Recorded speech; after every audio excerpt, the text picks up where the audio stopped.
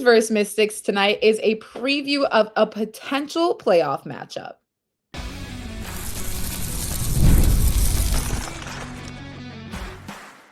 You are Locked On Women's Basketball, your daily podcast on women's basketball. Part of the Locked On Podcast Network, your team every day.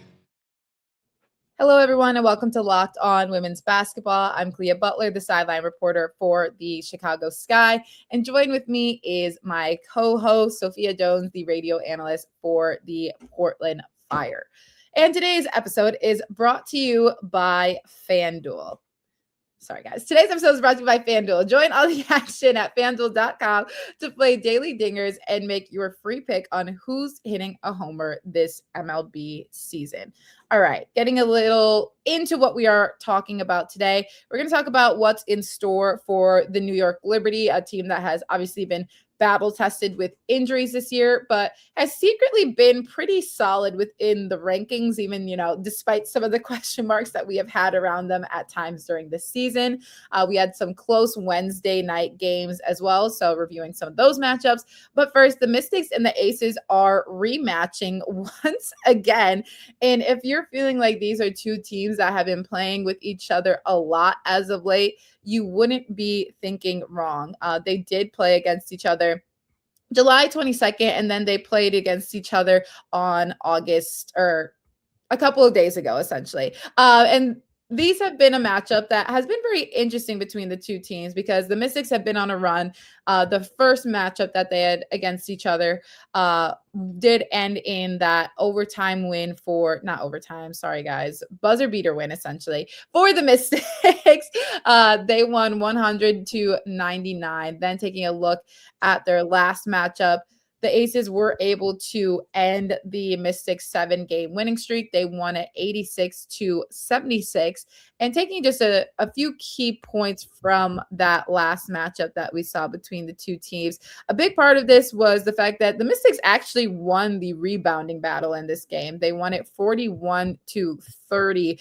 But this was playing more like a Aces team that knew how to close out games compared to maybe the first matchup that we had saw against them. Obviously, they had a little bit of a bump when they had dropped 2 games, but I think they were able to get back on track. And it's going to be a big factor again, just kind of how the Aces really want to show up. That's always kind of the big part of this. Depending on how the Aces want to show up, they have the ability to repeat the last win that they had against the Aces. Exactly.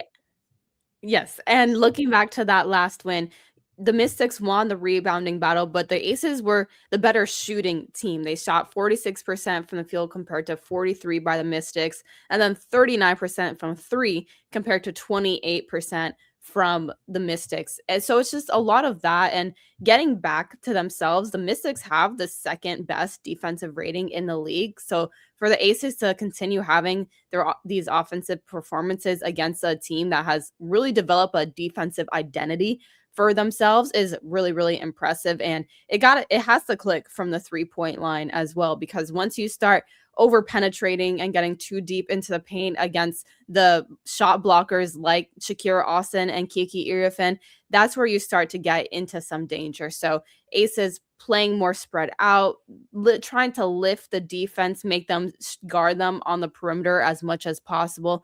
That's what helped them in that win. And just A'ja Wilson having another A'ja Wilson game. She had 26 points, 13 rebounds in that one. Also getting that 25 points from Jackie Young. That was another big help. We always say just with the Aces and their big three, if the Aces win is how those three decide to show up, because they can really carry against any single opponent in the WNBA, quite frankly. And that's a little bit of what happened against the Mystics. So for the Mystics, want to make sure you're shutting them down, shutting off a lot of those offensive firepowers that they like to play with, and getting to that defensive identity that head coach Sydney Johnson has done a really great job curating. Taking a look at the playoff implications here, we're taking a look at the standings. These are two teams that have the possibility of playing against each other in the playoffs if obviously all standings stay the same. And as of right now, it seems like the top 8 teams are relatively cemented. Will there maybe be a shuffle in the standings? We will see. But as of right now, the Aces, who are in that 3 seed, would be playing against the Mystics, who are in the 6th spot. I think this is going to be a little bit maybe of a telltale of how the Aces could possibly continue to show up against the Mystics. Again, the Mystics have been really one of the hottest teams in the league right now. And then you added on a vet like Benajelani Hamilton, who I feel like has just really elevated this team, aside just from the basketball component of like on court stuff, but just the IQ that she has, that she can provide for this team as well. Obviously, going up against the defending champions, this is going to me showcase just what the Mystics are maybe a little bit capable of doing if they can continue trying to make these games tight against the Aces. Even if the Aces do win, they have to just put enough pressure on them that if they do get into playoff positioning against this team, that they still are going in with the confidence that they can walk away with a win. Definitely. And for the Mystics, you look at the trajectory that they've been on the last 2 years. Last season, they were extremely young. They didn't make the playoffs. Now this year, they're considered one of, the solidified playoff teams this year for, postseason play. And they've already taken that leap and that step. Still very young team, maybe not as young as last year, but a lot of that framework is still the same. So this team has only been able to grow, and it's all happening very quickly, the success that they're experiencing. And you don't want them to be overwhelmed by that success, because sometimes when you're not expected to win, you play a lot more free and loose. Whereas when you have the pressure on you, it can cause you to tighten up a little bit. And seeing the way that they beat the Aces the last time, where the pressure wasn't on them, then they had to go and defend that series the second time. That's what changed a little bit. So got to get back to that mindset in the first game that allowed them to win and surpass Las Vegas. The Mystics just need to play young, wild, and free, and then they'll be able to surpass the Aces. Taking a look at another matchup, we have the Sparks going up against the Liberty. I mean, what stands out to you most? Obviously, the Sparks, again, we know the type of season that the Sparks are having, but again, also a team that was able to beat Minnesota. So you can catch any team on an off night. And with the weapons that the Sparks do have, obviously aside from losing a Kelsey Plum, but this is not their first game that they have had without her. They've been able to adjust without her. You still have Nneka, who is putting up fantastic numbers and maybe not getting enough of the recognition she deserves this season. But she literally has an accolade every single game that she has been racking up. The Sparks just haven't been able to win. But what does this matchup look like against the Liberty? I would think that this is actually a tighter matchup than people might anticipate when you're looking at, both teams' records that are almost essentially flipped, where the New Liberty are 20-14, Sparks are 12-20. But like you mentioned, with the way that the Sparks have been playing, they picked up 2 wins against the Fire and then the Lynx. Then they lost 2 games, but they could step up to the plate against the Liberty again, because whenever they play with that Fire, they're much, much better. And going into New York, this is one of those historic matchups, of course, since the WNBA is celebrating all the milestones this year. It could give them a little bit extra juice to want to surpass the Liberty in this game. But for New York, they have to. I don't want to say this is a must win, but these are the games that you really want to win, where if a team is under you in the standings, you have to get that dub, because I don't think the Liberty want to have to face up against the Lynx in the first round of the playoffs, because Minnesota is most likely going to be the number 1 seed. Yeah, I think that's the biggest part of all of the games that we're kind of looking at right now as we head towards the playoffs is you want to put yourself in the best position so you don't have to play one of the best teams in the league off rip, but we will see. Speaking of one of the best teams in the league, the Lynx went up against the Fire. The Fire obviously did not walk away with the win, but we talked about this yesterday, keeping the game as tight as possible. That's what the team was capable of doing. We have the Sophia Jones here to break down all that happened in that game.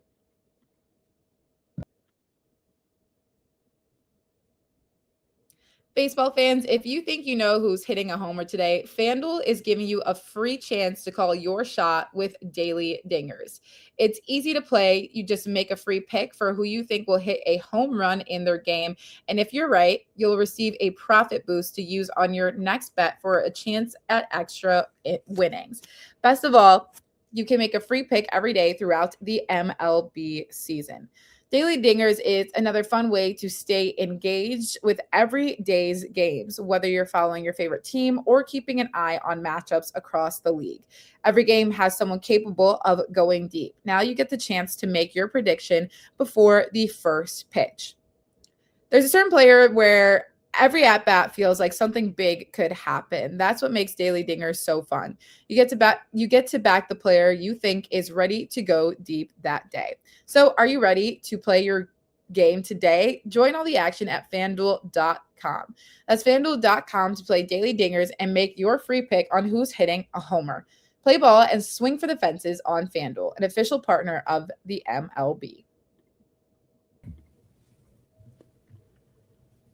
All right, taking a look at some game recaps. We're going to start with the Lynx going up against the Fire because this was a very, it was a tight game, but it also was not a tight game because Minnesota nearly blew a very significant lead against the Portland Fire, battling back from 29 points to lose by just 4. And even though, again, this is a loss for the Fire, I think this kind of goes to show in terms of there are teams that can still have the chance of surpassing a Lynx team. We obviously saw the Sparks do that, who are lower in the standings, the Fire, who are considered lower in the standings, but a team that is always going to put up a fight till the very end from what I have seen. Sophia, what was your breakdown of being at that game? It was 2 completely different halves for both teams. I mean, I was in the first half where that 29-point lead started to accumulate even in the beginning of the third quarter when I was looking at my notes and thinking that I might have to get a little bit more storytelling and saying my conversations because there are only so many times you can say the Fire turn it over and the Lynx score.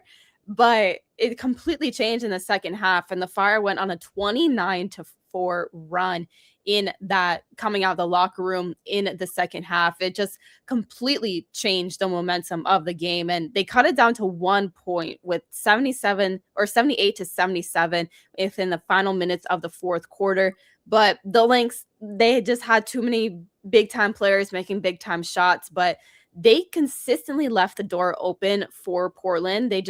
The Fire couldn't put that final nail in the coffin to either tie the game or take the lead. But it was one of the most incredible efforts I think I've ever seen in person for a basketball game. And with this game being in Portland, the entire crowd was on their feet, standing, cheering the final 3 minutes of the game. There was even a moment within the last minute of the game when head coach Alex Sarama made a challenge. And it was the call on the floor stood, so it was in favor of the Lynx, and it was pretty, you could tell that they were going to win that challenge, but the crowd still booed because that's what they have to do when anything doesn't go your way. But it was one of those boos where I could tell their heart wasn't in it, but they just knew that they had to have their players' backs, and that's exactly what happened because the players just played with so much passion and intensity. And that second half was probably the best 20 minutes of Portland Fire defense I've ever seen. They have really, really minimized the way that Minnesota was able to operate on the offensive end of the floor, maybe exposed a couple things going on. Looking at the third and fourth quarter, the Fire outscored the Lynx 18-11 in the third quarter and 30-17 in the fourth. So in the entire second half, the Fire outscored them 48-28. So really a tale of two halves. The Portland just dug themselves into too much of a hole early on, and Minnesota had those big time plays down the stretch. Nafisa Collier was someone in particular, had really good plays down the stretch. Kayla McBride had 2 really crucial steals that blew up some Fire possessions, and the Lynx were just able to land the plane better. But watching the second half, I'm obviously going to say this because I'm biased, but the Fire generally did look like they wanted to win that game more, and they probably deserved to win that game more in that second half. Yeah, I feel like with the fight that the team put up against obviously a team that has been playing like the Lynx, but again, kind of just goes back to my point of you can never take off days or quarters or halves in this league at all because, especially if we're coming down to a very crucial time before playoffs, teams are still looking to make a fight no matter what, even if teams aren't making the playoffs per se. Nobody wants to go out sad. Everybody wants to go out and say, hey, we might have lost, but we went out and we played our hardest every single game. So that was a really exciting game. Taking a look at the Wings going up against the Tempo. Paige Bueckers is really funny, but she scored 22 points all just in the second half because she missed all 7 of her shots in the first half.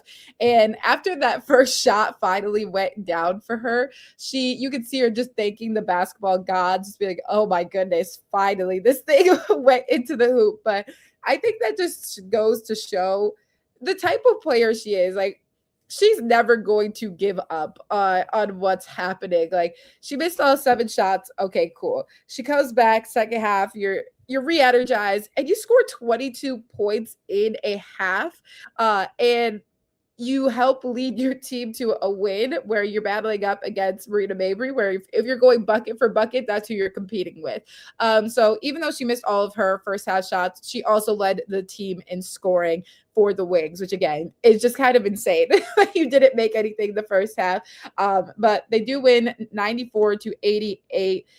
The Wings hoping to get a little bit back on track. I guess, what did you like from their play that they had against the Tempo? Well, with down a couple of players still, they had no AZ Fudd, no Jess Shepard. They still managed to figure out a way to get this win, and especially against a Toronto Tempo team that has a very high-powered offense and that can get pretty loose, especially in transition. You're able to hold them to a lower output, those 88 points, not terrible. So I think, especially looking at Jose Fernandez's comments after the Minnesota Lynx loss on Sunday, one of his biggest points of emphasis was his team's ability to guard. He said that he wants people to just sit down and defend and get stops. And it looks like that's what they did against the Tempo. So he consistently lights these fires under his team, and they have the right response, even though it was a pretty close game against a team that was going into that matchup on a 9-game losing streak. But with 2 very heavy-hitted players like AZ Fudd and Jess Shepard out, you're happy to see that they managed to figure out a way to win.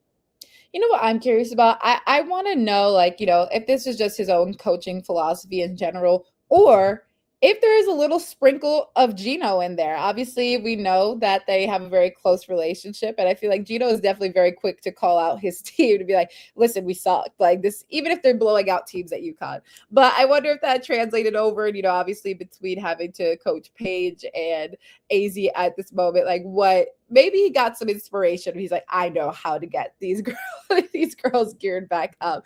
But I want to highlight somebody. Elena Smith had a good game, had a double-double, 13 points, 11 rebounds. I feel like maybe she has had a little bit of a different look than she has been used to, per se, I guess, in terms of how she's operated with this team. But what do you like of how she can kind of transition her roles to an extent, but step up, especially with the absence of Jess Shepard in a game like this? Well, she's still the defensive player or co-defensive player of the year from last season. She was at the helm of that top-rated Lynx defense in the back line. So you want her to bring all those same characteristics back. I think for her, she was just dealing with a lot of injuries throughout the course of the season, and especially that facial injury.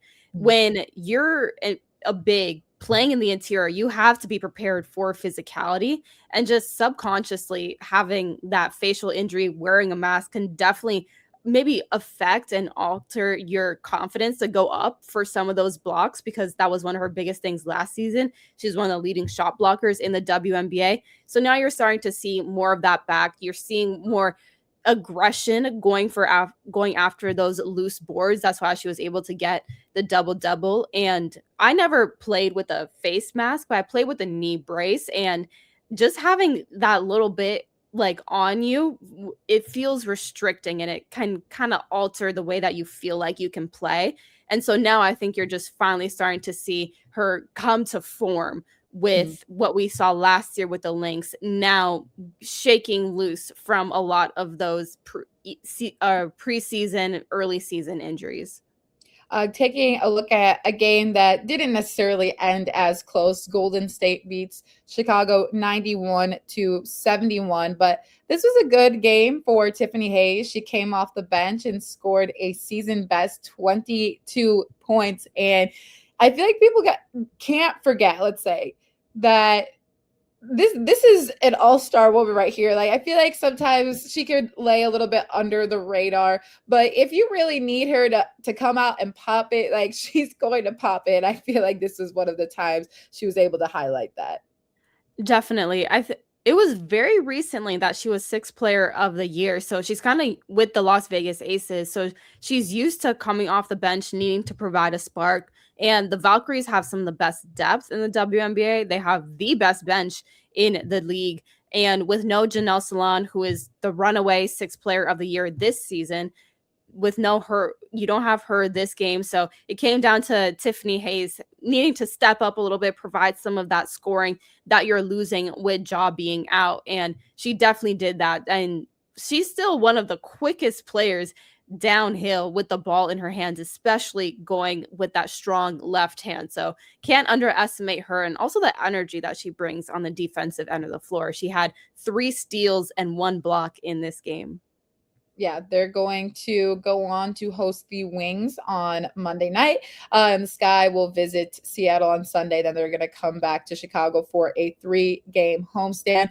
But taking a look back at the Liberty, let's say, we've obviously highlighted some teams in terms of the Minnesota Lynx and how we feel that they could probably be a title favorite. We've talked about the Aces and the possibility of them winning yet again another championship here. But the Liberty have been able to maintain, and I feel like I've said this in a lot of podcasts, just kind of keep themselves afloat, keep their heads above water, really while facing a good amount of adversity this season. And a large part of that adversity has been injuries. And a key part of that has been Satu Sabally. Obviously was a big acquisition during the offseason, but obviously she was still coming off of the concussion protocol and the concussion that she had post Unrivaled, had not played basketball for quite a bit of time, was able to come back, but then has been out again due to concussion protocol once again. But as of late, her status has recently been updated from concussion protocol to general head status, but she has not played a game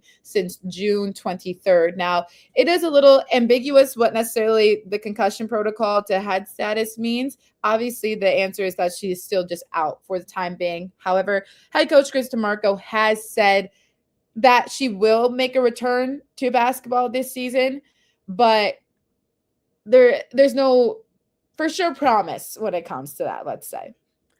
There is, and head concussion injuries are something that you really don't want to play with, especially when you look at the injury that she suffered last year during the WNBA finals with the Phoenix Mercury that left her unable to play for that entirety of the Unrivaled season. That's not something that you want to test the waters with and allow it to be exacerbated by forcing the issue and getting her to be back on the court.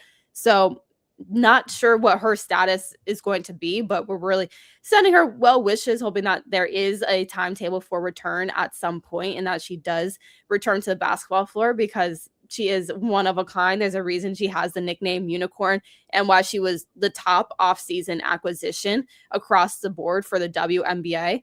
And we haven't seen her in that Liberty uniform too much on the floor, which definitely, when you have a player like her, you're building a lot of your offense to try to make sure that it incorporates her and uses her strengths to the best of its ability.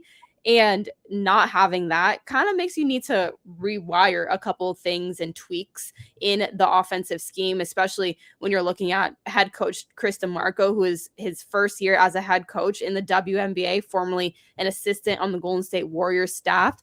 That's something that, definitely makes you have to watch a lot of film, figure out a lot of different things, because the Liberty as a whole have had just a lot of instability in their lineups. Looking at Leonie Phoebish is another one who hasn't played since July 3rd due to a left foot injury.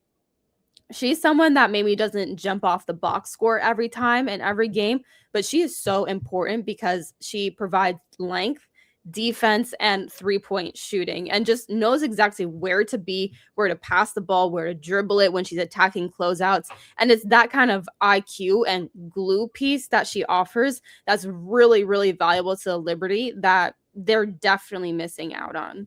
Yeah, she's incredibly athletic, and you talk about this team being generally just very athletic, being very big, very long. She adds to that, and I wouldn't want to say that they've necessarily had to go smaller, but to an extent, they've had maybe a little bit of a smaller lineup when you're missing some key pieces like that, which does change how you are trying to play. But when we're taking a look at the standings, they are in that 8th place spot right now. They are 20-14 on the season, have 10 more games to go. I guess just how can they continue, as they've kind of had to do throughout the season, maintain themselves just enough to stay in the standings or move up like we kind of hinted at earlier so that they don't have to face Minnesota right away? I think when you look at what they can provide on offense, that hasn't been too much of a question throughout the course of the season or throughout, I guess, this current stretch when they've had their main offensive powerhouses like Breanna Stewart, Sabrina Ionescu, and Jonquel Jones back in the lineup.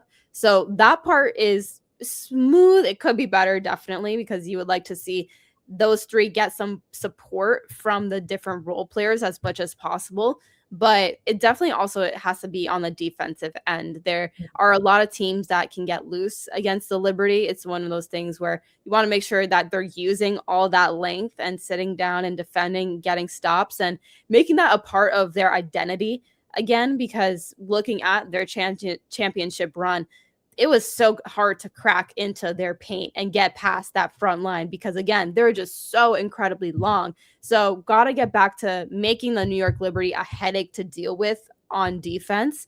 And, yeah, just offensively, make sure that the three players like Breanna Stewart, Sabrina Ionescu, Jonquel Jones have enough around them so that they don't have to absorb the majority of the load. So players like Pauline Astier, who has been having a great rookie season. She's been having some really great minutes in there.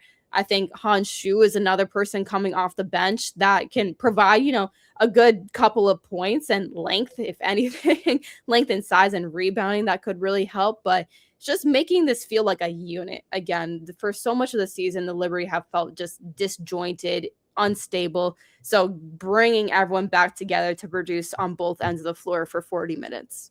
Yeah, definitely needing to kind of go back to the continuity that is obviously very difficult when you don't have a consistent lineup very often, but being able to have just enough to get you by, give your big stars a little bit of a break, then be able to get back and do it. And there's a little bit of season left, so hopefully that they can just hang in there for a little bit longer. But as always, thank you so much for watching Locked On Women's Basketball. We will be back again tomorrow to finish out the rest of the week.